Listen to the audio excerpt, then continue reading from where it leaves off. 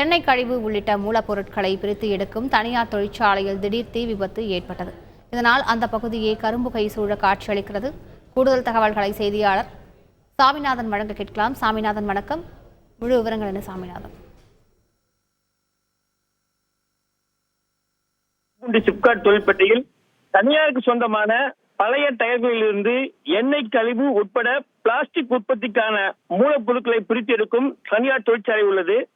இங்கு உள்ள இயந்திர பகுதியில் திடீரென தற்போது கசடி எண்ணெயில் தீ விபத்து ஏற்பட்டது.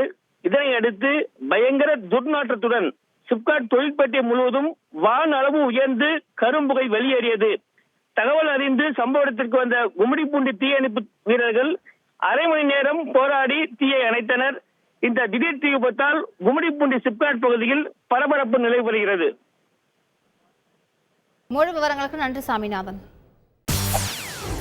செய்திகளை உடனுக்குடன் தெரிந்து கொள்ள உடனே சப்ஸ்கிரைப் பண்ணுங்க.